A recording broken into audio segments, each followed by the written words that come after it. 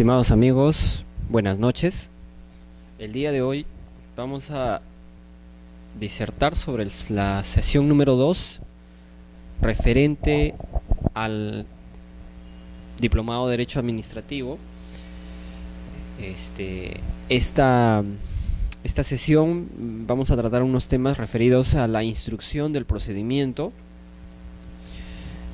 un tema trascendente para aquellos que están abocados al derecho procedimental administrativo, aquellos que ven o tramitan casos referentes a procedimientos administrativos, y siempre siguiendo los lineamientos de la ley del procedimiento administrativo general. En esta oportunidad diremos que los actos de instrucción necesarios para la determinación, conocimiento y comprobación de los datos en virtud de los cuales deba pronunciarse la resolución serán realizados de oficio por la autoridad a cuyo cargo se tramita el procedimiento de evaluación previa, sin perjuicio del derecho de los administrados de proponer actuaciones probatorias. Lo que nos dice esta frase es que la autoridad no necesita, una vez que se ha instaurado el procedimiento administrativo, no requiere de alguna actuación adicional por parte del administrado para emitir un pronunciamiento final en el caso de procedimientos referidos a evaluación previa. Recuerden que hay varios tipos de procedimiento administrativo: unos de evaluación previa, procedimientos trilaterales y también procedimientos sancionadores. Respecto a estos procedimientos de evaluación previa, es que la autoridad administrativa debe realizar de oficio todos los actos necesarios para emitir el pronunciamiento final, ¿ya? Por ejemplo, se solicita una autorización a una municipalidad cualquiera, no sé, municipalidad provincial, para realizar una actividad comercial determinada. Hay actividades que por su naturaleza no requieren de mayor verificación, y por tanto una autorización será un procedimiento bastante célere a efectos que el administrado logre obtener esta autorización.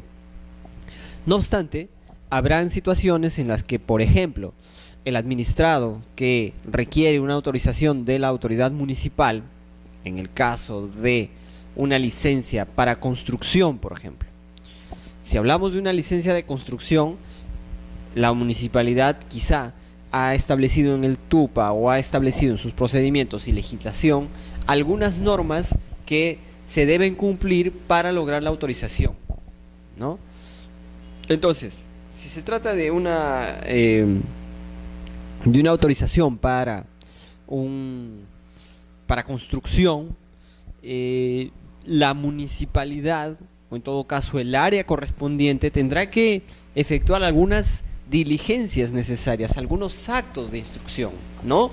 Por ejemplo, podrá trasladarse al inmueble o al lugar en donde se va a ejecutar esa obra para verificar in situ si es que cumple con algunos requisitos, quizá zonificación, requisitos de ubicación, que no afecte al vecindario, quizá no es una zona comercial, quizá sí lo es, de repente es una zona residencial, de repente es una zona que es una zona restringida por temas de centro histórico, qué sé yo. Entonces, estas situaciones la autoridad administrativa las podría averiguar cuando se constituya quizá in situ en el lugar en el que se va a llevar a cabo la construcción para la cual se está solicitando una autorización. No digo que lo sea necesariamente. Habrán casos en los que no necesariamente se tenga que efectuar tantas diligencias, pero normalmente la autoridad administrativa, en base al principio de verdad material, tiene que disponer actos de instrucción necesarios para asegurarse que la autorización que va a otorgar o el pronunciamiento que va a emitir sea arreglado a derecho.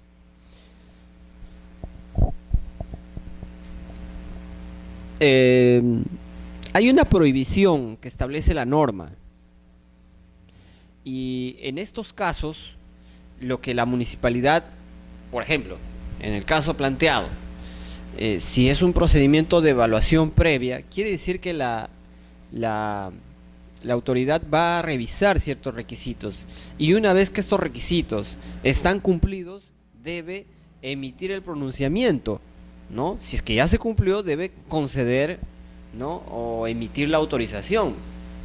Si no se cumplieron los requisitos, por tanto, podrá denegar esta petición.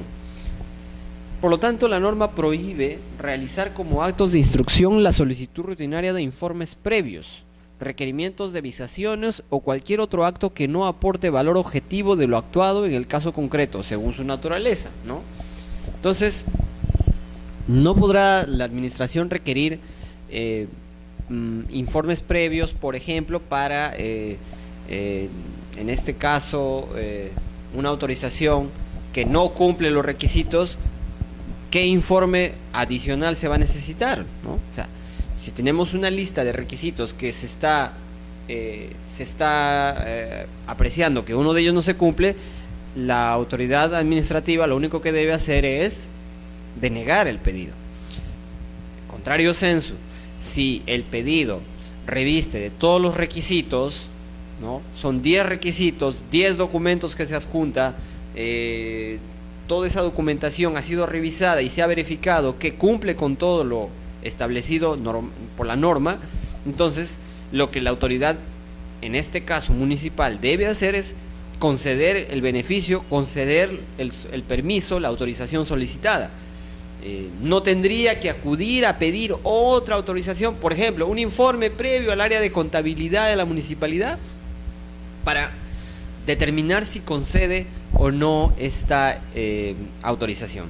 No lo podría hacer porque ya tiene todos los requisitos que se establecieron en el TUPA. Por tanto, ir a solicitar informes previos de otras entidades o áreas ya resulta, por decirlo menos, obstaculizar el procedimiento administrativo y volverlo un tanto empalagoso, ¿no?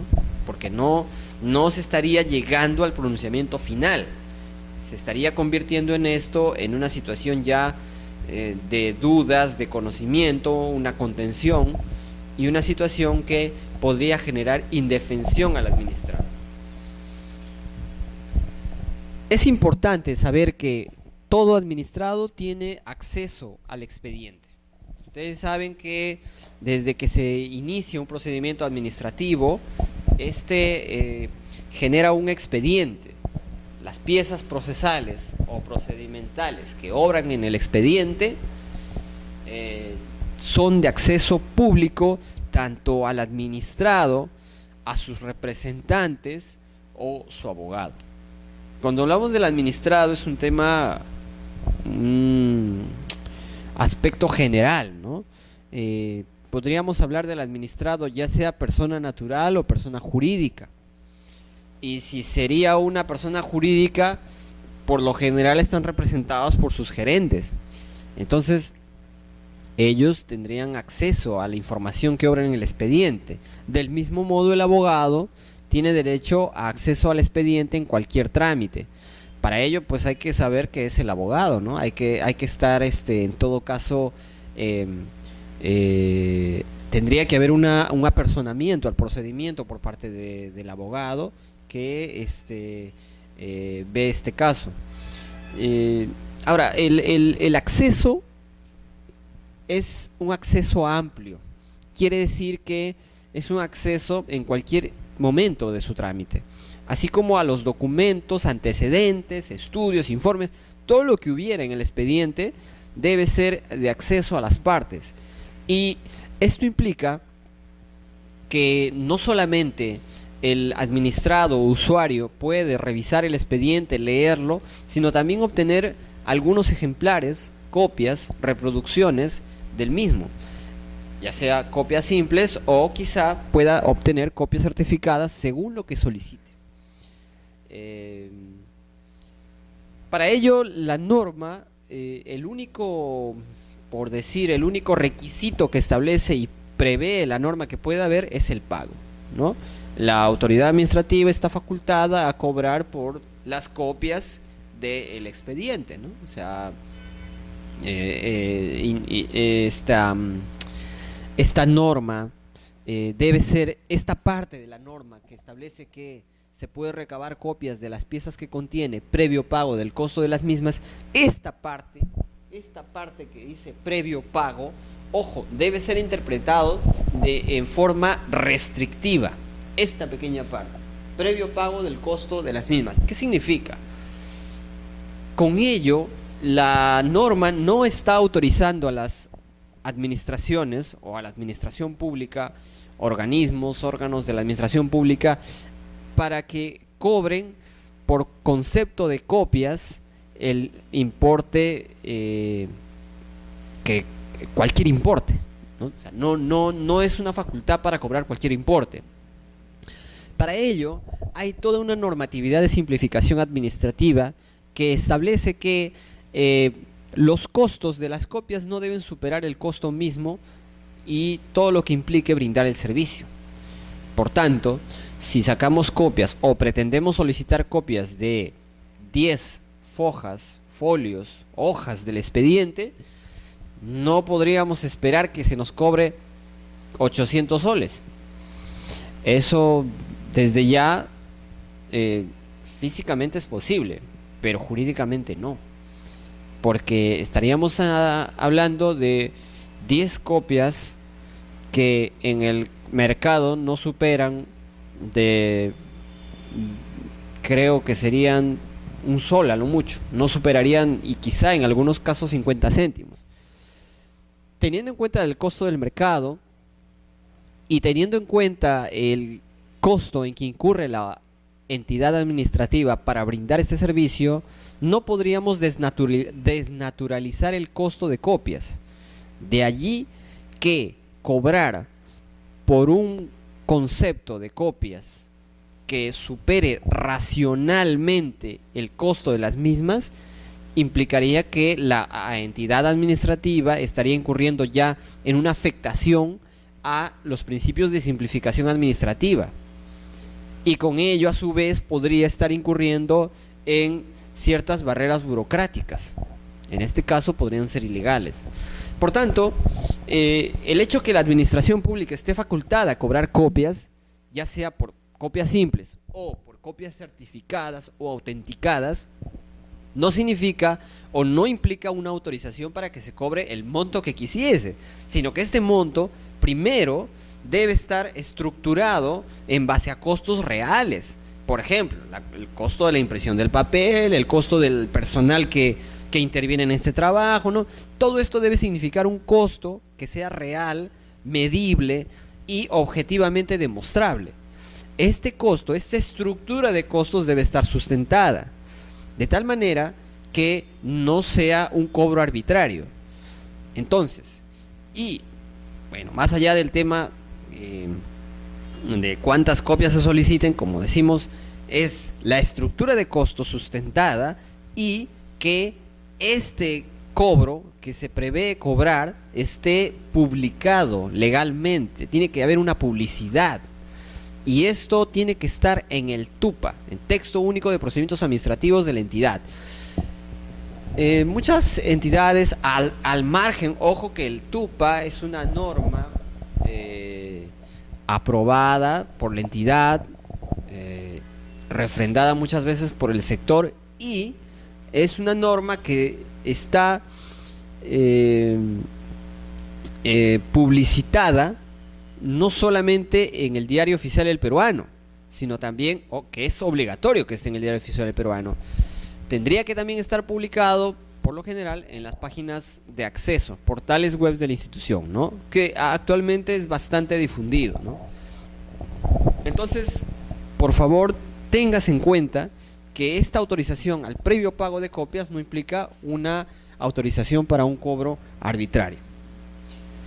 Eh, respecto a, a este acceso a la información del expediente, existen ciertas excepciones. Eh, el hecho que el hecho que la norma faculte a los administrados a revisar el expediente, a tener acceso al mismo, no significa que esta autorización sea sin ninguna excepción. Para ello, la norma establece algunas excepciones. Por ejemplo, eh, aspectos que tengan que ver con la intimidad personal o familiar, en las que expresamente se excluyan por ley o por razones de seguridad nacional, de acuerdo a lo establecido en la norma pertinente de la Constitución Política. Por otro lado, materias protegidas por el secreto bancario, tributario, comercial e industrial, así como todos aquellos documentos que impliquen un pronunciamiento previo por parte de la autoridad competente. ¿Qué significa? Que a veces en procedimientos administrativos, por ejemplo, imaginemos un procedimiento administrativo iniciado por el Ministerio de Salud contra una clínica, quizá, o un centro hospitalario. Está haciendo una investigación, una inspección por aspectos relacionados al tratamiento que brinda a los pacientes. Pongamos, por ejemplo, el caso de un hospital, ya sea estatal o privado. Se inicia una investigación de oficio, y esta investigación de oficio por parte del sector podría, de hecho, que va a generar un expediente que contenga inspecciones, ¿no? Actas de inspección, informes, fotografías, ¿no? De quizá la atención que está brindando este hospital. Entonces podría ser que en este expediente existe información de algunos pacientes, y de hecho que la puede haber. Podría haber en este expediente fotografías, videos de algunas situaciones o de algunas personas que se encuentran en el hospital, ya sea tratándose en alguna intervención, y esto de por sí ya es información que debe ser reservada. Por tanto, nuevamente, si bien los abogados de los administrados o sus representantes pueden tener acceso al expediente, existen algunas limitaciones a este derecho a la información de acceso al expediente. En este caso hablaríamos de una cuestión de intimidad personal, ¿no? De intimidad familiar, ¿no? Por el propio tema referido al ejemplo que les planteo. De igual manera, las empresas también podrían generar información que podría ser perjudicial para ellas si es que esta información llega a otros competidores, ¿no? Por ejemplo, hablamos por ejemplo de algún caso en el que se ventile alguna investigación empresarial. Me pongo a pensar en una investigación que iniciase, por ejemplo, la SBS, la Superintendencia de Banca y Seguros, a alguna entidad financiera bancaria supervisada, en la que decida hacer alguna investigación y recopile información, y esa información contenga datos sensibles de los clientes del banco. Por ejemplo, los estados de cuenta, información sobre sus cuentas, información sobre los fondos que tienen. Esta información, podría ser sensible no solamente para el banco, también podría ser sensible para el propio ahorrista o el propio cliente, ya que por seguridad esta información podría afectarlos en cuanto pueda parar en manos de terceras personas inescrupulosas que puedan afectar contra su patrimonio, por decir un ejemplo. Entonces, es más, esto está incluso, hay bastante normatividad, ¿no? Y del mismo modo el tema de la reserva tributaria, ¿no? Para lo cual solamente se puede tener acceso a través de una decisión judicial. Entonces, hay que tener en cuenta estas excepciones a la regla, que es, por lo general, el administrado tiene acceso al expediente, ¿no?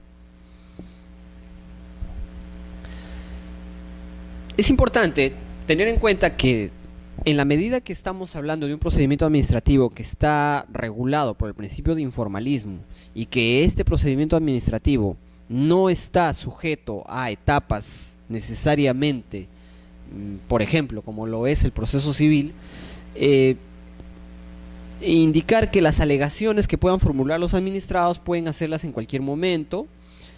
También se pueden aportar documentos u otros elementos de juicio, los que serán analizados por la autoridad al momento de resolver. Es importante diferenciar que, por ejemplo, para que en un proceso judicial por lo general se puedan ofrecer medios de prueba, hay ciertas etapas, ¿no? Hay etapa de ofrecimiento de pruebas, hay etapa de actuación de pruebas. No obstante, en la vía administrativa no necesariamente podemos seguir ese derrotero, porque por el principio de informalismo el usuario quizá en un momento no tiene la prueba, pero posteriormente la puede obtener y con ello podría aportar elementos de juicio al expediente. ¿Ok? En los procedimientos sancionadores o en casos de actos de gravamen para el administrado, se dicta la resolución solo habiéndose otorgado un plazo perentorio, no menor de 5 días para presentar sus alegatos o las correspondientes pruebas de descargo. En los procedimientos sancionadores rige esta norma especial porque también hay una regulación especial. En procedimientos sancionadores hay 5 días para que el administrado imputado pueda presentar su descargo, la norma prevé que la administración podría otorgarle, ¿no? Un plazo perentorio para que efectúe alegatos, ¿no? Eso es una variante que tiene la norma respecto a los procedimientos sancionadores, ¿no? Que es una clase de procedimientos administrativos. Sí.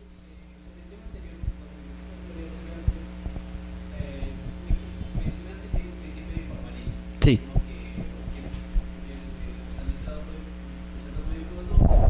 Claro, claro.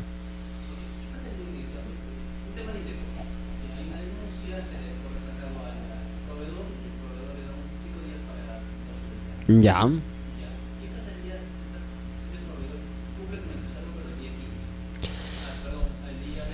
Ya. Recordemos que esta norma tiene lo que es el procedimiento administrativo en general, ¿no? No obstante, también dije en la clase pasada que esta norma también aplica a todos los procedimientos administrativos, pero no obstante hay ciertas normas especiales, ¿ya? Entonces, en procedimientos como por ejemplo OEFA, Indecopi, existen procedimientos especiales. Si el procedimiento lo permite, no habría ningún inconveniente, ¿no? ¿Por qué? Porque hay procedimientos que prevén algunas etapas perentorias, ¿no? Algunas. Por lo general, en los procedimientos de Indecopi, por ejemplo, en signos distintivos, en protección al consumidor, existe la posibilidad que el descargo, ¿no? El escrito descargo pueda ser presentado en el día, el vencimiento, pero si es presentado posteriormente, hay algunas directivas que prevén que pueda quedar a arbitrio de la administración tomar en cuenta ese documento al momento de resolver. O sea, existe la posibilidad de que la administración, más allá de que le dio 5 días, pueda analizarlo o tomarlo en cuenta o merituarlo, ¿no? Ahora, también hay casos en que establecen prórrogas, claro, o sea, que es posible que si no lo presentaste a los 5 días, o no pudiste o no puedes obtener la información, puedas solicitar una prórroga. Hay algunos procedimientos que sí prevén que se dé una prórroga.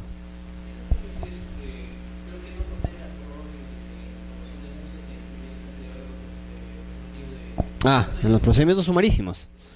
Claro, ahí hay una directiva expresa que establece que son procedimientos perentorios, o sea que los plazos son perentorios. Ahí sí. Ese es un procedimiento especial, porque es tan especial porque el plazo es muy corto. Entonces no cabría por la propia naturaleza del procedimiento. Ese, por ejemplo, es un procedimiento sancionador, pero por la propia naturaleza del procedimiento y por la celeridad que tiene una vez que ya se imputó los cargos, es un poco imposible que se concedan prórrogas. Eso es por la naturaleza. Ahora, la propia directiva establece que no proceden, no proceden las prórrogas. Ahora, lo que sí la directiva esta de los procedimientos sumarísimos, por ejemplo en el caso del Indecopi, prevé que si lo presentaste fuera de los 7 días, que es el plazo de un descargo, la autoridad se reserva la facultad de analizarlo, ¿no? Es factible, o sea, es factible. Exacto. Puede analizarlo y determinar si lo va a tomar en cuenta o no. Y ya es facultad, ¿no? O sea, siempre que lo considere pertinente, ¿no? Si aporta algo nuevo, ¿no? Porque a veces con la información que tiene el expediente de repente puede emitir un pronunciamiento, pero si esa información del descargo era importante y necesaria, podría haberla tomado en cuenta aun cuando fue presentada posterior al plazo que se le dio, ¿no? Ya.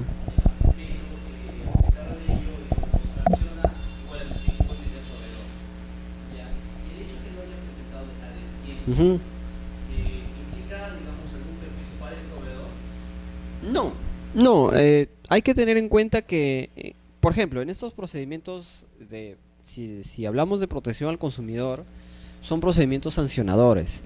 Por tanto, la ley del procedimiento administrativo general establece 5 días, pero los procedimientos de Indecopi tienen hasta 7 días en sumarísimo y en procedimiento ordinario 5 días. Ahí, por ejemplo, sí cabe una prórroga, pero en el sumarísimo son 7 días y es perentorio.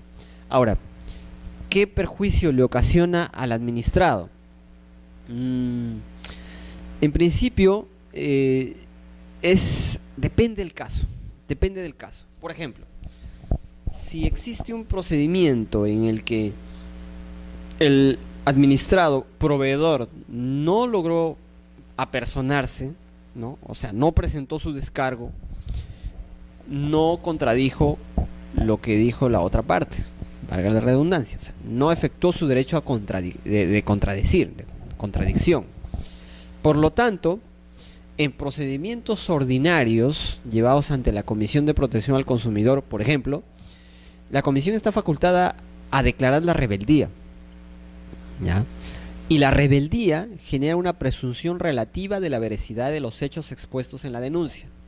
Es una figura extraída del proceso civil, pero la rebeldía se puede declarar en procedimientos sancionadores, como por ejemplo los que se llevan los procedimientos ordinarios de protección al consumidor. Entonces, que haya sido declarado rebelde un proveedor genera, repito, una presunción relativa, no presunción absoluta. O sea, quiere decir que lo que se ha dicho en la denuncia puede ser cierto, ¿no? Entonces, es una presunción relativa que será analizada por la autoridad administrativa al momento de resolver. Entonces, al momento de resolver, podrá decir, ¿no? Denunciante señala esto y tiene determinados medios de prueba. Por su parte, el denunciado no ha dicho nada, ha quedado en rebeldía, y eso juega, por decirlo menos, no a favor del denunciado proveedor, pero depende del caso en sí para que esa presunción lo perjudique.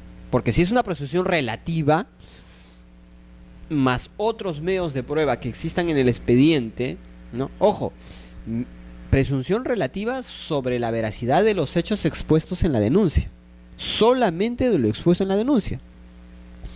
Aparte, se van a analizar los medios de prueba que van aparejados a la denuncia, o sea, fotografías, videos, qué sé yo.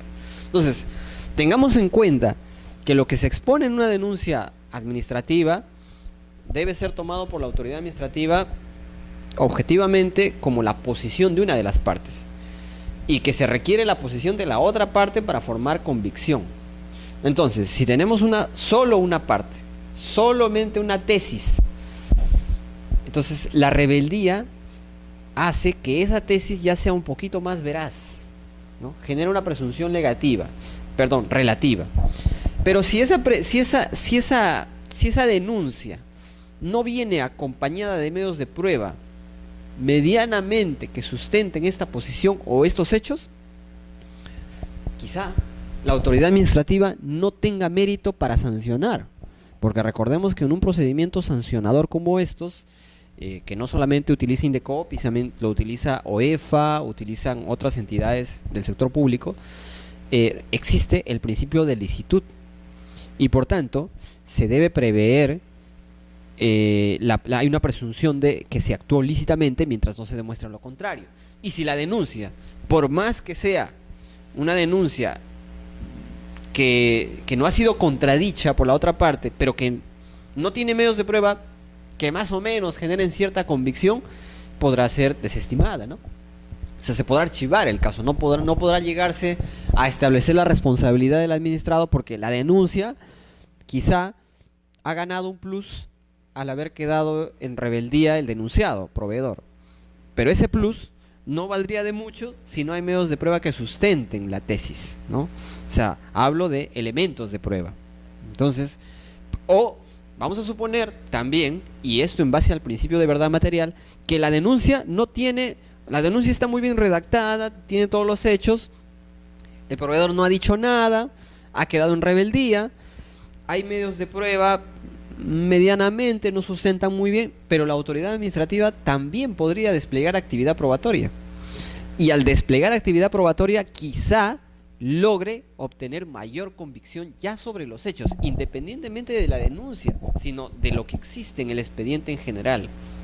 Entonces, al tener información en el expediente, independientemente de si el proveedor se apersonó o no, ¿no?, el denunciado, el administrado denunciado, e independientemente de esa presunción relativa, que como digo es un plus a la denuncia, por decirle un término, si ya la autoridad administrativa encontró elementos de prueba suficientes y contundentes que pueden jugar en contra del proveedor, va a emitir una sanción, por ejemplo.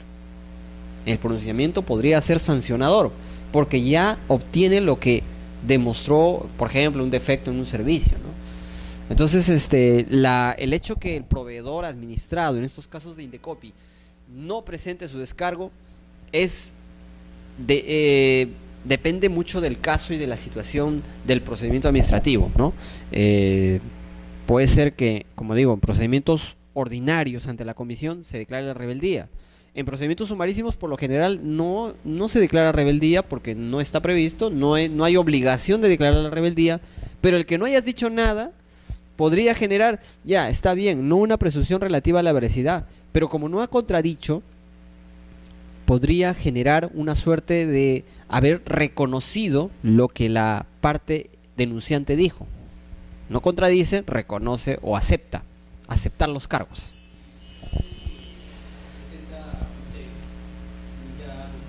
Ya, ahora, en los procedimientos sumarísimos, como era la consulta, no hay, o sea, el plazo, si bien es perentorio, y si es presentado posteriormente, como dije, la única situación legal que existe, o la facultad de la administración, es si lo considera pertinente, lo analiza. Si no, no. Pero no va a generar un perjuicio procesal al administrado denunciado que incurrió, oye, porque presentaste, por ejemplo, no podría ser eso un agravante en el caso que, por ejemplo, se demostrara una infracción. Eso no podría constituir un agravante, ¿no? ¿Por qué? Porque los agravantes, o sea, no podría ser un agravante como, oye, como no te apersonaste a tiempo, te sanciono o te incremento la multa que te voy a poner. No, porque existe el derecho a apersonarse o no.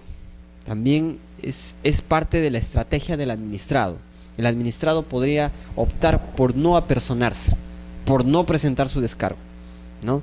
Es su derecho, es un derecho que él tiene, no es una obligación apersonarse o presentar descargo. También es su derecho quedarse callado, ¿no? Y asumir las consecuencias jurídicas que eso le trae. Consecuencias jurídicas, pero que no van a agravar su conducta para efectos de una sanción administrativa. por si acaso.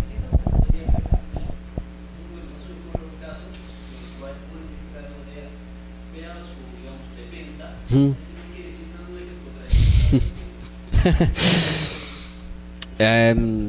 Depende. Hay muchos casos en los que el administrado podría no decir nada y con no decir nada la denuncia podría, no por el hecho de que no ha dicho nada, simplemente si la denuncia en sí no reviste de mayor sustento procedimental, pruebas, no hay mucha resistencia, diga o no diga, de repente no va a ser amparada.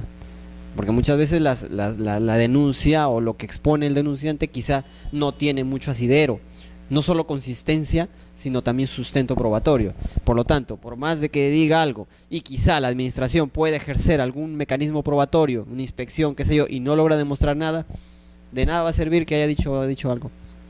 Entonces ahí el abogado, ¿no?, ya podrá manejar y considerar, recomendar a su cliente si es necesario personarse o presentar descargo, ¿no? Pero eso ya queda en cada caso y cada abogado, cada defensa que haga el administrado, ¿no? Seguimos. Carga de la prueba. La carga de la prueba se rige por el principio de impulso de oficio establecido por ley. Corresponde a los administrados, no obstante, aportar pruebas mediante la presentación de documentos e informes, proponer pericias, testimonios, inspecciones y demás diligencias permitidas. O aducir alguna alegación.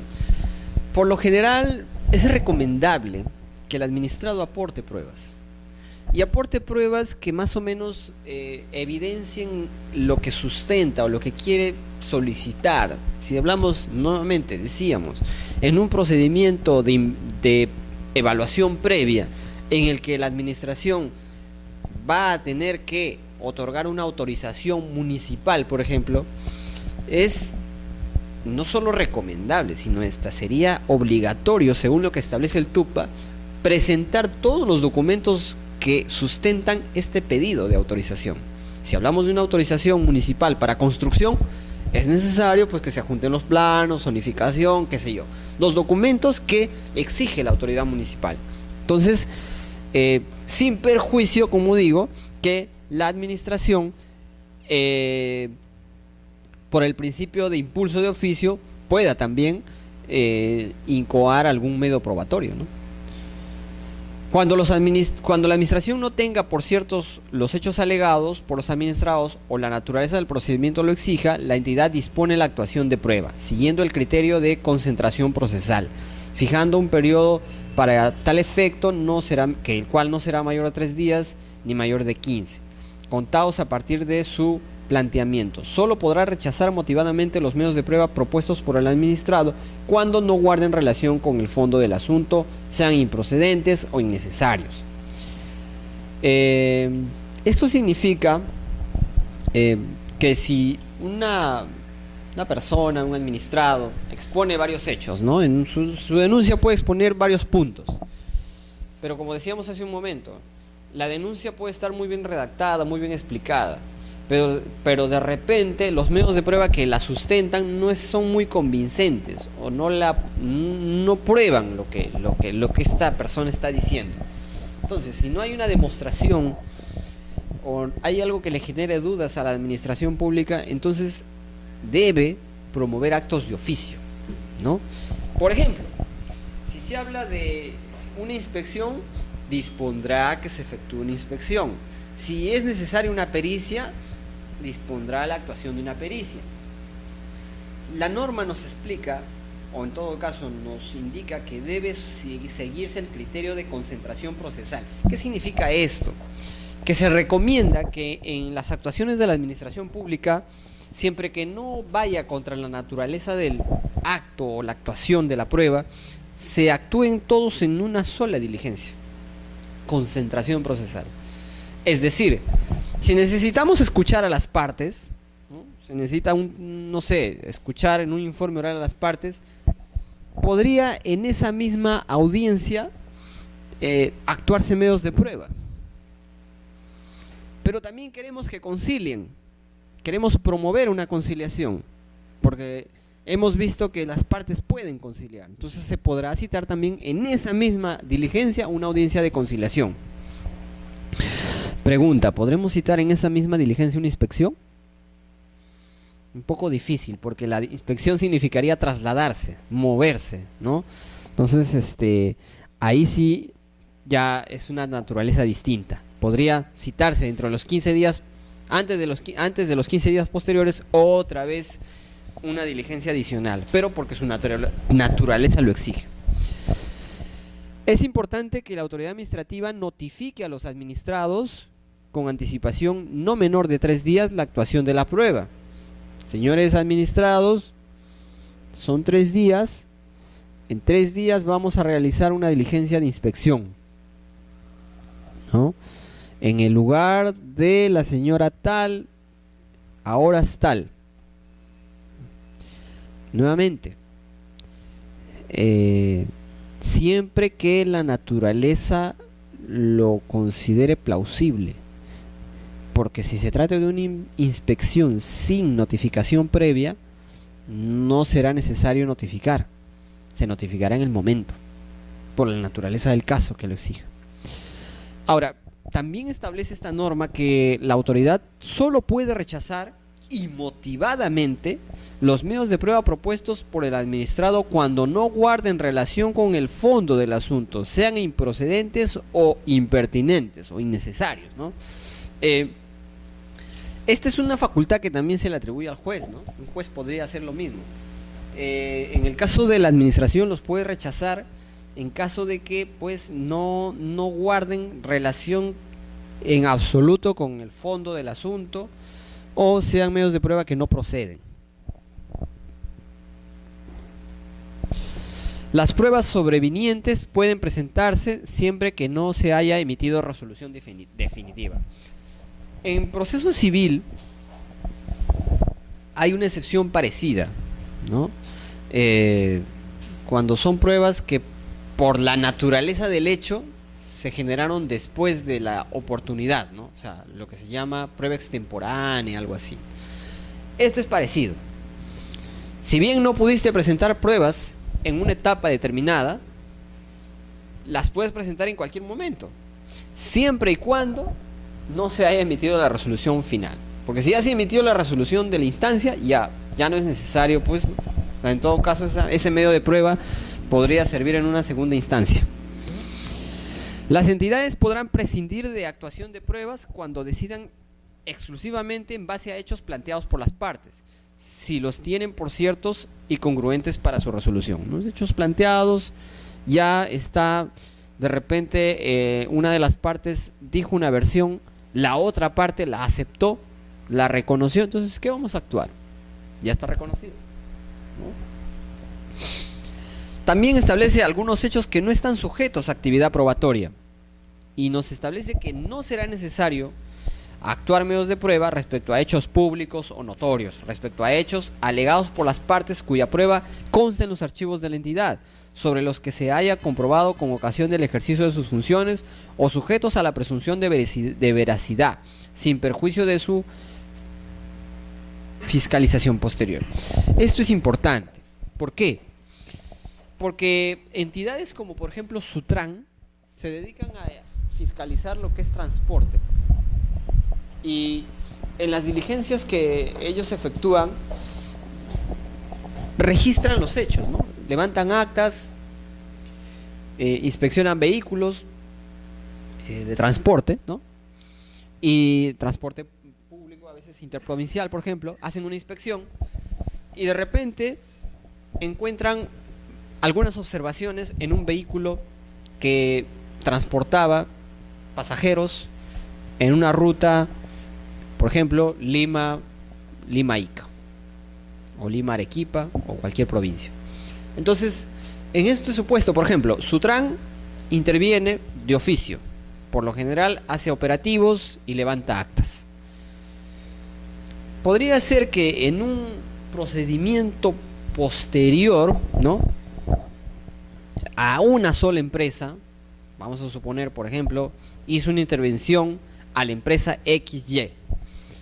Esta empresa XY ha sido inspeccionada el día de hoy y todo lo que ocurrió en la inspección se quedó registrado en el acta correspondiente. Por ejemplo, vehículo no tiene asiento preferencial para pasajeros, no sé, pues con discapacidad, ¿no? Asiento preferencial para madres gestantes, ¿no? Se detecta otra observación. La cocada de la llanta no está según lo reglamentario. Y nuevamente el funcionario, el servidor público, inspector, llena el acta. También se ha detectado que no tiene botiquín. También se registra, ¿no? Se registran una serie de observaciones en la inspección de hoy, por ejemplo. Se ha precisado que no tiene chofer de retén. Muy bien, se dejan muchas ¿no? Vehículo, placa de rodaje, número tal, empresa tal, XY. Ya está. Esa fue una diligencia de rutina en la que se dejaron constancia de estas observaciones. Esta acta va a estar en los archivos de Sutran. Imaginemos que de acá a un mes esta empresa tiene un accidente.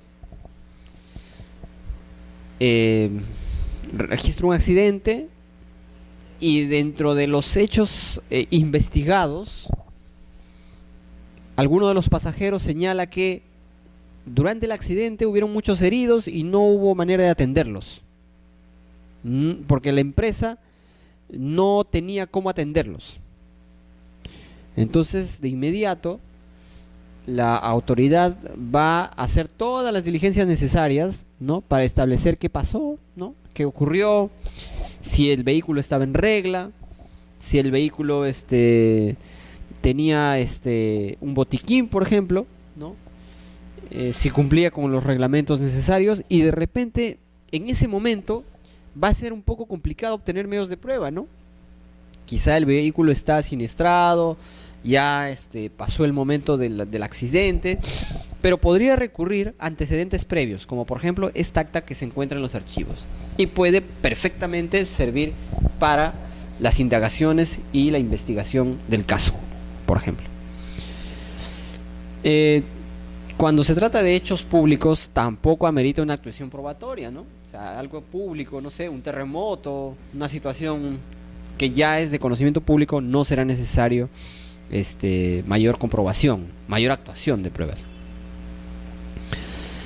Dentro de los medios de prueba que se pueden actuar en un procedimiento administrativo está recabar antecedentes y documentos, ¿no? O sea, la administración podría solicitar documentos a las partes, ¿no? Para aportar medios de prueba, solicitar informes y dictámenes de cualquier tipo. Por ejemplo, en el sector educación, por lo general se acude mucho a esta suerte de pedir informes cuando, por ejemplo, se requiere saber sobre algún procedimiento en el cual se encuentra inmerso un docente, ¿no?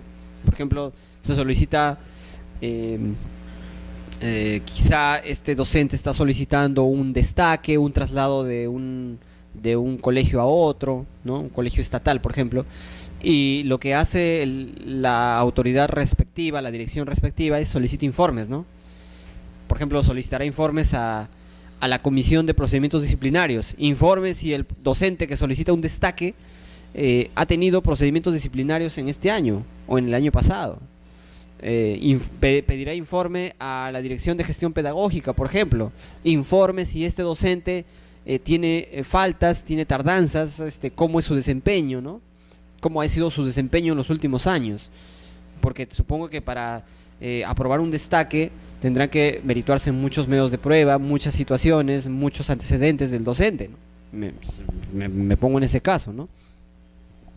De repente solicitará un informe a la Dirección de Asesoría Jurídica para saber si el destaque procede, porque de repente legalmente hay algún impedimento, no sé. Conceder audiencia también es facultad de la administración y parte de los medios de prueba. Conceder audiencia a los administrados, interrogar testigos y peritos o recabar de los mismos declaraciones por escrito también, ¿no? Por lo general, la administración pública hay veces que lo que hace es solicitar declaraciones, ¿no? Más que una declaración testimonial, pero es factible también. consultar documentos y actas, practicar inspecciones oculares. Bueno, la palabra ocular está de más, ¿no? Ahí hay una... Personalmente considero que las inspecciones todas son oculares. Por tanto, ahí creo que la norma, por una cuestión de redacción, no debió considerar la palabra ocular. No sé, todas son oculares.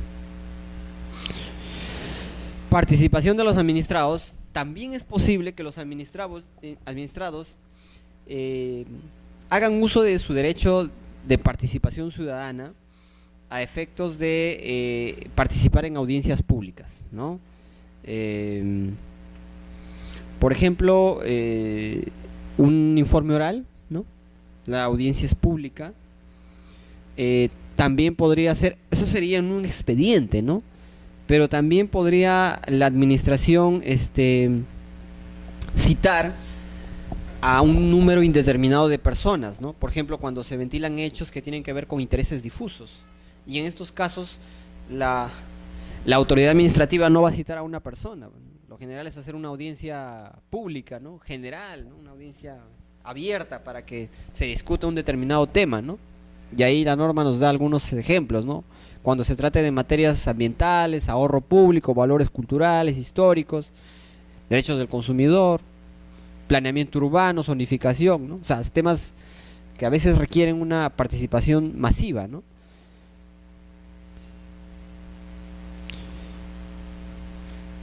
Para este tipo de convocatorias también la norma nos establece una regulación. La convocatoria a audiencia pública debe publicitarse en el diario oficial o en uno de los medios de comunicación de mayor difusión local, ¿no? Según la naturaleza del asunto, con una anticipación no menor de 3 días a su realización, debiendo indicar quién participará, el objeto, el día.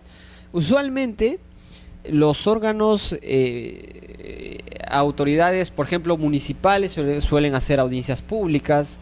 He tenido conocimiento que, por ejemplo, el Tribunal Constitucional también hace audiencias públicas. Los órganos reguladores muchas veces también hacen audiencias públicas. El Indecopi también hace, en algunas oportunidades he visto, donde convoca a la gente a hacer varios temas, a exponer temas relacionados a estos aspectos, ¿no?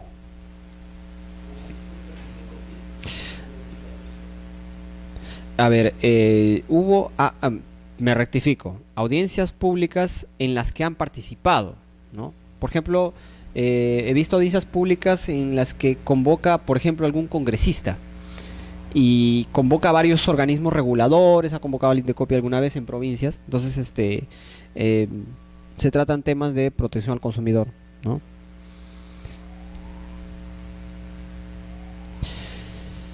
Este tema relacionado a la terminación del procedimiento y la ejecución de resoluciones es un tema interesante, ¿no? Ya hemos visto la instrucción, ¿no?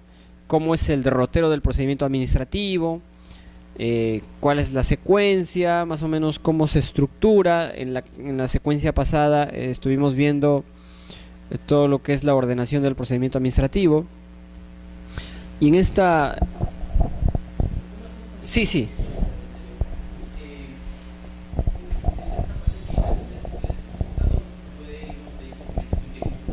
Claro, si ya tiene, ya. Ya. Ujú. Claro. Claro.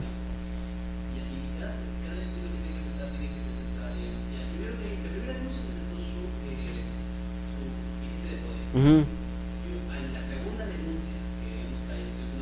Ujú, ujú, ujú. Ujú. Ujú. Ya. Ojo que la parte en la que hablé de este tema es sobre actuación probatoria, ¿ya? Y cuando hablamos de actuación probatoria, hablamos medios de prueba, ¿ya? Lo que me indica es, por ejemplo, documentos que acrediten la existencia de la persona denunciada o denunciante, y o los documentos que acrediten sus facultades para representarla, por ejemplo la vigencia de poderes. Entonces, que podemos discutir si son medios de prueba, ¿ya? Entonces, ya, entonces no me refería a eso, pero para eso, no esta, pero hay otras normas dentro de la ley 27.444, existe una norma que establece que la administración está impedida de solicitar documentación que ya tenga. O sea, es una norma más general. O sea, así como existe esta para medios de prueba, también existe una que le prohíbe a la administración requerir, ¿no?, o exigir documentos que ya tienen su poder. Y ahí aplica el caso de los poderes, por ejemplo. Entonces, si un administrado recurrentemente acude a la administración pública y solicita o algún procedimiento administrativo, un derecho de petición, sea lo que fuere, pero recurrentemente acude y ya tiene expedientes generados, por ejemplo, una municipalidad, no solo Indecopi, puede ser, no sé, SEACE, SUNAT, la norma le faculta a que pueda invocar el expediente en el que se tramitó en una anterior oportunidad durante el año, o sea, en el año, ¿ya?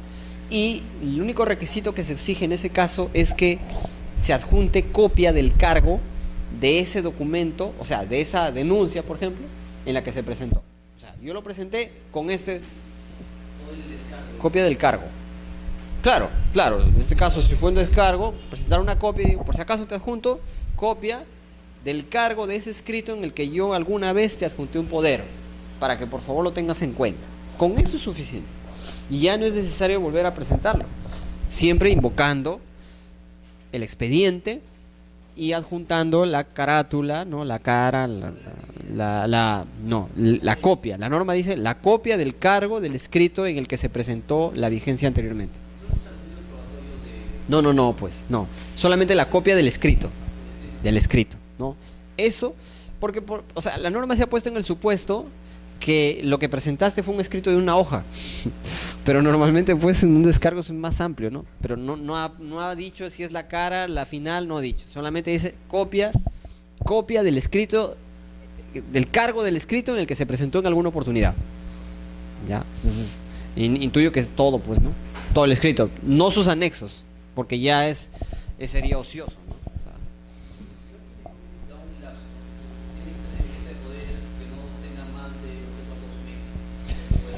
sí, es que las vigencias tienen un tiempo, sí, pero creo que incluso la norma te da un año, la norma te da un año, pero hasta la norma, si no me equivoco es un año, no me quiero aventurar a asegurarte, pero en anteriores, en el módulo pasado se ha visto ese tema. Si puedes revisar ahí va a estar el plazo, ¿no? O sea, que no sea más de un año en las clases anteriores. Ahí hay una norma que establece este tema, ¿no? Que no se puede pedir algo que ya se encuentra, y que si ya se pidió, o sea, ya se presentó en un año, máximo un año de antigüedad, creo que te da, con cargo a revisar, ¿ya?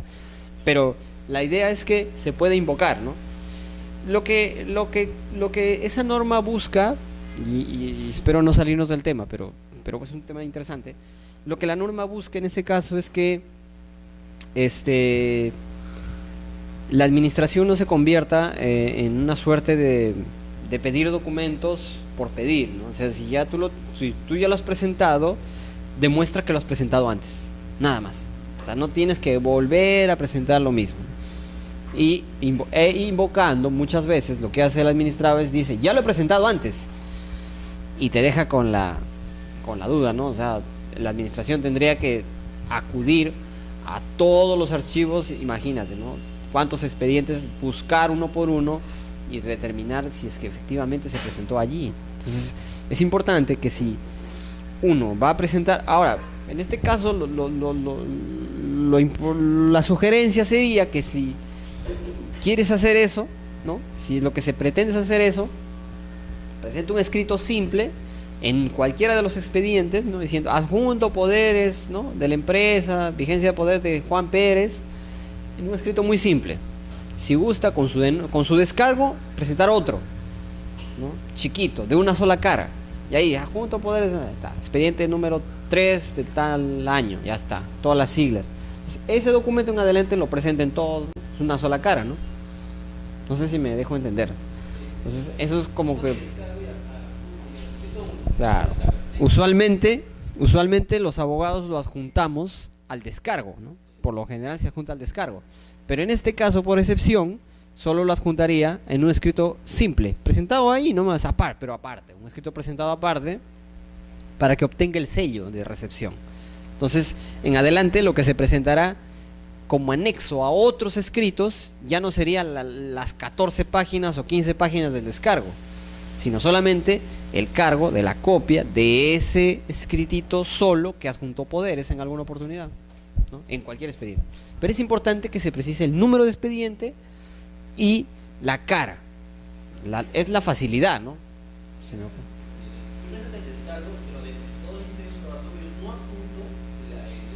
Si quiere lo adjunta, si quiere no. Otro escrito, dije, adjunto Poderes, ¿no? Primero, es importante, si es una empresa, tiene que adjuntar dos cosas, ¿no? Por lo general es importante la existencia, acreditar la existencia de la empresa, su partida de nacimiento, ¿no? Copia de no sé, pero la copia literal de la vigencia de la existencia de la empresa. Y dos, la copia del poder, ¿no? De los poderes, la vigencia de poderes, ¿no? Eso se adjunta. Por lo general la vigencia de poderes tiene todo, ¿no? Eso ya no se acredita la existencia, ¿no? Entonces la vigencia de poder va adjuntada, ¿no? La vigencia puede que tenga más de 10 páginas, ¿no? 20, qué sé yo. Pero como puede ser voluminoso y es muy costoso también para las partes, podría presentarlo en un escrito. Es una fórmula, ¿no? Podría ser. En el expediente ya no le van a volver a pedir porque ya lo presentó. Y en otros ya no se adjunta el escrito de descargo que se presentó, sino el escrito chiquito, ¿no? El escrito pequeño en el que solo se adjuntó en esa oportunidad la vigencia. Y ese sería el que se presente para futuros casos, ¿no? Lo que sí es importante indicar qué expediente y en qué dependencia, ¿eh? Porque la norma nos habla del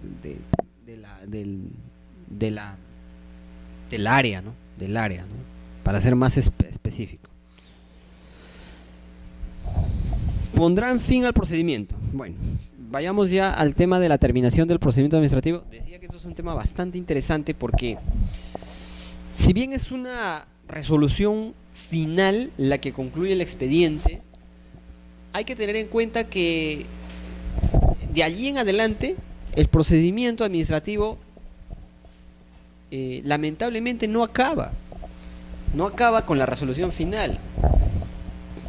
Legalmente, jurídicamente, hay una conclusión del procedimiento, ¿no? Pero siguen algunas actuaciones, ¿no? Algunas actuaciones adicionales que las vamos a ver en adelante. Pero jurídicamente la norma nos indica que con esta resolución ya se pone fin al procedimiento, ¿no? Es decir, se pone fin a la instancia, pero muchas veces hay un camino adicional que recorrer. Entonces, que es la ejecución de la resolución, ¿no? Entonces vamos a ver por partes. Primero, vamos a ver cómo se pone fin al procedimiento. La ley 27.444 establece que las resoluciones que se pronuncian sobre el fondo del asunto ponen fin al procedimiento. Es decir, yo solicité una autorización municipal para abrir un restaurante. Es un procedimiento de evaluación previa. O de repente puede ser de evaluación automática, quién sabe, no sé. De repente depende del TUPA, cómo lo establezca la municipalidad determinada. Solicito una autorización para un local. ¿Cuándo acabaría? Cuando me conceden o me deniegan. Así de simple, ¿no? Cuando exista silencio administrativo positivo. Algunos procedimientos administrativos prevén el silencio administrativo positivo, el negativo. Pasó el plazo, no me respondieron y la norma, el TUPA de esa entidad prevé que allí procede silencio administrativo positivo. Muy bien, considero que hubo un pronunciamiento ficto que me concedió el derecho. Silencio administrativo negativo, también. Temas que ya se han tratado en temas anteriores. El desistimiento. El desistimiento, que puede ser un desistimiento del procedimiento o de la pretensión. Declaración de abandono. Se requirió alguna información, ¿no? Se hizo un requerimiento para que el administrado cumpla con determinada actuación necesaria para el procedimiento, imprescindible para el procedimiento. No la hizo. Se declara el abandono. Acuerdos como consecuencia de conciliación, transacción extrajudicial que pongan fin al procedimiento, ¿no?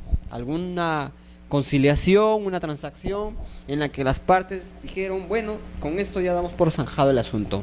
Conciliación, acabó. Prestación efectiva de lo pedido de conformidad con lo que solicitó el administrado en caso de petición graciable. Ejemplo, en este caso, una petición graciable son las gracias presidenciales, ¿no? Solicitas al presidente un indulto, el presidente lo concede, ya está, se acabó el procedimiento. Y alguna resolución que así lo declare por causas sobrevinientes que determinen la imposibilidad de continuar. Bueno, esta es una norma, números apertos, ¿no? Que nos da margen para algunos casos, algunos supuestos en los que existan causas sobrevinientes que determinen la imposibilidad de continuarlo. Nos imaginamos una serie de cosas, pero podría ser, por ejemplo, se me viene a la cabeza algún ejemplo en el que el administrado que solicita algo fallece, ¿no? Me pongo a pensar en algún caso en el que el administrado fallece y no hay necesidad de conceder lo pedido, porque es algo que no va a trascender a sus familiares herederos, ¿no? O no va a trascender a nadie, porque ahí quedó un supuesto, ¿no?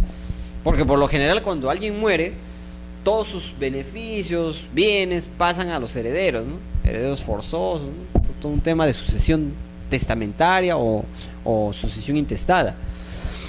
Pero imaginamos de un caso en el que, por ejemplo, el administrado muere y ya no amerita, pues, ¿no?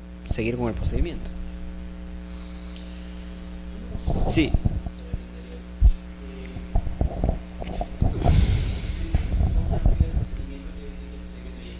Así es.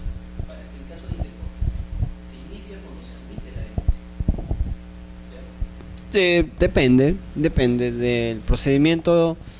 El procedimiento trilateral, sí. El procedimiento si son de esos procedimientos, depende también, porque hay varios procedimientos, ¿no? Si es de protección al consumidor, en nuestro país actualmente existen dos: el procedimiento ordinario y el procedimiento sumarísimo. El procedimiento ordinario inicia con la presentación de la denuncia o la subsanación de la misma. El procedimiento sumarísimo inicia con la notificación al administrado de la imputación de cargos. Los cargos, o sea, la notificación de la denuncia, de la imputación de cargos. Inicia. Lo que hay antes en el procedimiento sumarísimo es una evaluación previa. Es una evaluación previa que prevé la directiva que regula este procedimiento, y es una evaluación previa para recabar información, ¿no? Recabar datos, incluso para promover la conciliación previa, ¿no? Pues es un procedimiento bien especial. Uh-huh.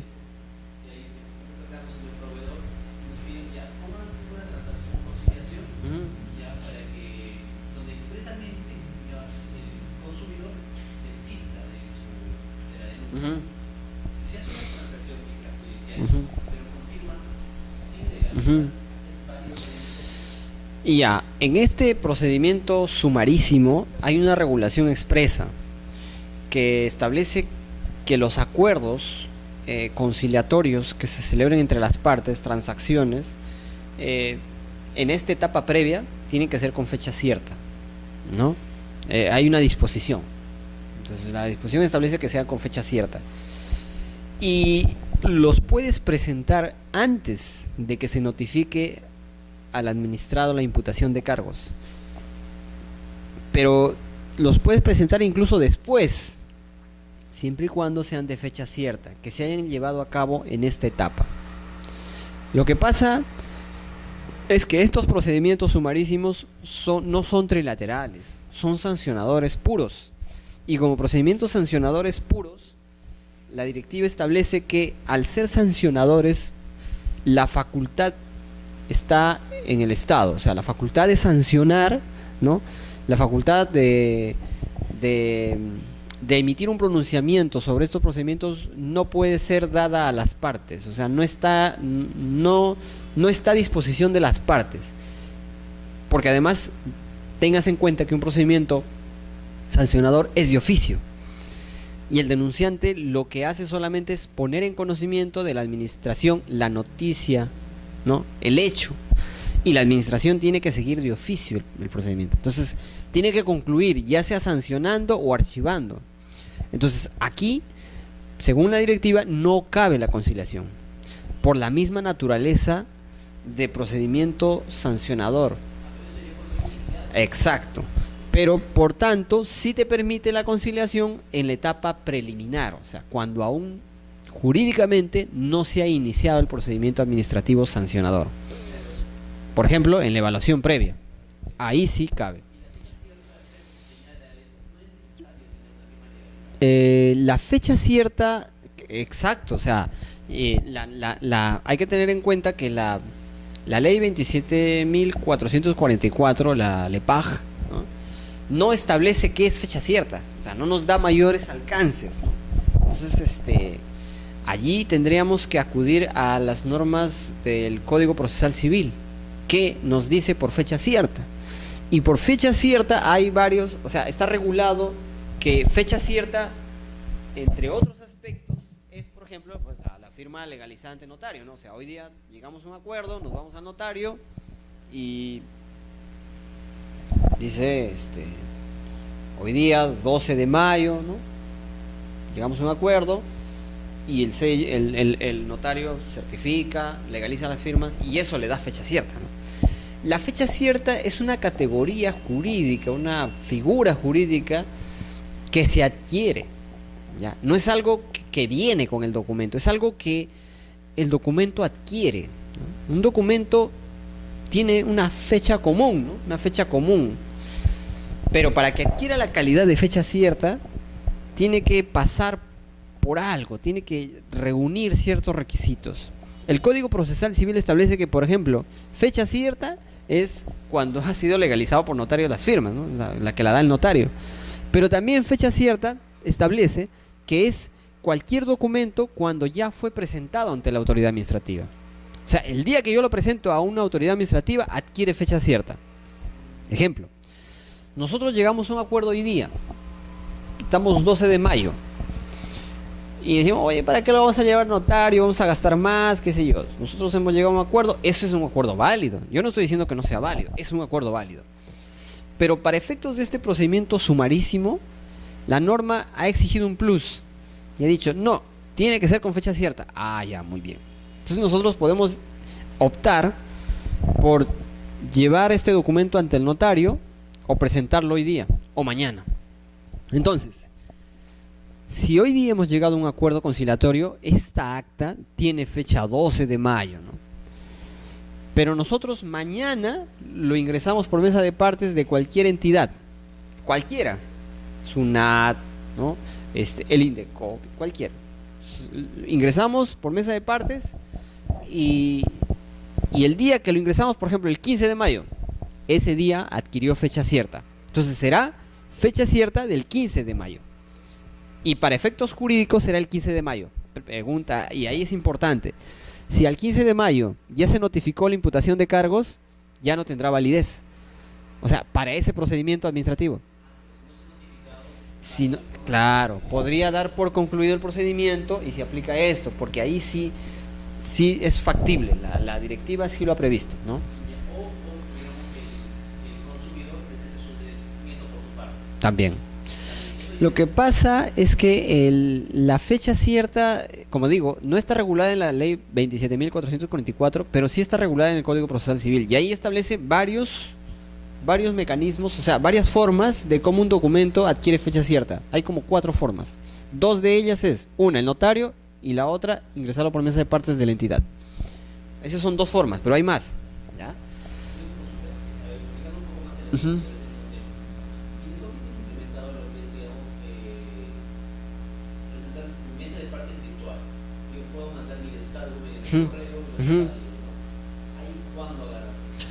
La fecha cierta adquiere, ahí hay que tener en cuenta una cosa. Como se ha visto en sesiones pasadas, la presentación por medios telemáticos en nuestro país está regulada de tal manera. Yo puedo presentar un documento vía telemática, ¿no? Vía correo electrónico, por ejemplo, hoy día, pero para que esa presentación surte efectos el día de hoy, porque muchas veces lo hacemos por una cuestión de plazos, ¿no? Nos vence el plazo para apelar, nos vence el plazo para presentar descargo, nos vence el plazo para cualquier cumplimiento de mandato que nos han hecho.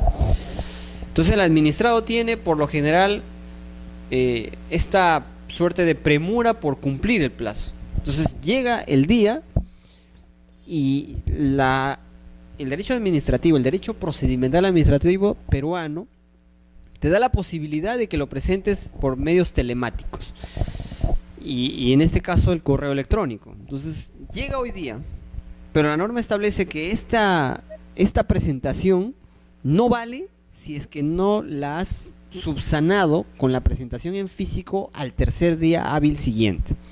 Entonces, si pasaron 3 días hábiles posteriores y no subsanaste, o sea, no lo presentaste en físico por mesa de partes, es como si ese escrito presentado por correo nunca llegó. Se tiene por no presentado, así de fácil, o sea, no se presentó. Y si lo presentaste al cuarto día, tampoco. Esa presentación del cuarto día será la fecha de la presentación del escrito. Pero cuarto día, pues, ¿no? O sea, no es que te van a decir no lo presentes, te lo van a recibir, pero ese escrito no ingresó con fecha 12 de mayo, sino ingresó con fecha 18 de mayo, por ejemplo. Esa sería su fecha. Y ahí correría, y ahí en todo caso, el 18 de mayo sería la fecha cierta que adquirió el acta de conciliación que anexas, ¿no? Ojo. Pero si se presentó la subsanación dentro del tercer día o al tercer día como máximo, entonces la fecha de presentación se considera la del correo electrónico, siempre que sea dentro del horario de la institución, ¿no? Sí. ¿Ya? Uh-huh.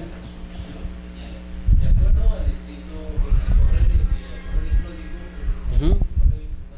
Ya. Uh-huh. Ya. Ya.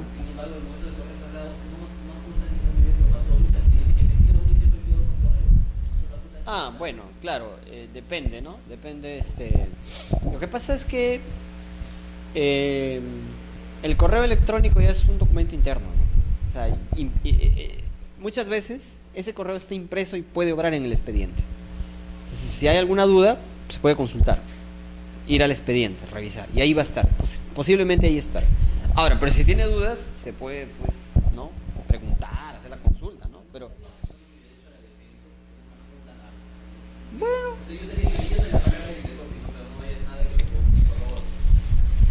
puede plantearlo, pero realmente lo que está haciendo es informando, ¿no? Es un mecanismo informativo. Yo digo que ahí el tema pasa por una suerte de enviar el correo a las partes, ¿no? Y ahí te estás enterando de toda una secuencia interna del documento, ¿no? Entonces, que no necesariamente es un acto administrativo, son actos de administración. Por lo tanto, no amerita poner en conocimiento. Pero yo entiendo que eso podría estar en el expediente, ¿no? Y si está en el expediente, puedes revisarlo. Las partes pueden revisarlo, ¿no? Y con eso ya no se afecta, ¿no? Pero igual, si no le crees, lo puedes plantear. Bueno, algún contenido debe tener el pronunciamiento final del procedimiento, ¿no? Y la norma establece que debe cumplir todos los requisitos del acto administrativo señalados en el capítulo pertinente, ¿no? Cuando se ha hablado del acto administrativo, se ha dicho, bueno, pues que el acto administrativo tiene determinados requisitos de fondo y de forma, ¿no? Entonces, en los procedimientos iniciados a petición del interesado, la resolución será congruente con las peticiones. O sea, si yo pedí 3 cosas me deben responder. Si me deniegan las 3 o me deniegan una, pero se pronuncian sobre las 3 cosas, sin que en ningún caso pueda agravar su situación inicial. sin perjuicio de la potestad de la administración de iniciar de oficio un nuevo procedimiento si procede. Bueno, entonces, no hay mucho que decir acá. Efectos del silencio, bueno, también comentamos hace un momento, ¿no? Los procedimientos sujetos a silencio administrativo positivo quedarán automáticamente aprobados en los términos en que fueron solicitados si transcurrido el plazo establecido o máximo la entidad no hubiera comunicado al administrado. O sea, si es un silencio positivo, yo de inmediato quedo habilitado a los derechos que he solicitado o al permiso que he solicitado, ¿no? El silencio administrativo tiene para todos los efectos el carácter de resolución que pone fin al procedimiento, sin perjuicio de la potestad de nulidad de oficio prevista en el artículo 202. Es decir, puedo solicitar la nulidad de un pronunciamiento ficto también, ¿no? Hay una normatividad que, bueno, el silencio administrativo negativo, por su parte, nos habilita a interponer los recursos, ¿no?, administrativos, ¿no? Pues si me están denegando algo, ¿cómo me defiendo? Bueno, no sé de qué se trata, pues. Lo lógico es que yo interponga un recurso de apelación, un recurso que me permita la norma, ¿no? Acá hablábamos del desistimiento, ¿no? Ahí los tipos de desistimiento, ¿no? Uno, el desistimiento del procedimiento te permite que vuelvas a presentar el procedimiento en una posterior oportunidad. Si te desistes de la pretensión, ya no la puedes hacer, ¿no? El desistimiento solo afectará a quien lo formule. De repente en un procedimiento hay 20 personas, solo una de ellas se desiste. Bueno, el procedimiento continuará con respecto a las demás. Ahí está el tema de la pretensión, procedimiento. No solamente te puedes desistir del procedimiento, o sea, presenté una solicitud para una autorización municipal, me desisto de la solicitud, pero también puedo desistirme del recurso de apelación o de reconsideración que yo planteé. Planteé un recurso, me desisto, ya está. Bueno, esto ya está, ya se dijo. En el abandono, bueno, procede siempre que sean procedimientos a solicitud de parte. Y para ello el administrado tiene que haber incumplido algún trámite que se le hubiera requerido que produzca su paralización por 30 días. Esa es la causal, ¿no? Que hay una paralización por 30 días. Entonces la autoridad de oficio o a solicitud del administrado declara el abandono. Dicha resolución deberá ser notificada y contra ella proceden los recursos administrativos. O sea, es una resolución que amerita que pueda ser impugnada, ¿no? Y bueno, esto sería todo en cuanto a la sesión de hoy. En la siguiente sesión vamos a tratar los temas relacionados a la etapa recursal, ejecución de resoluciones, ¿no? Para concluir con esta parte del diplomado. Muchas gracias.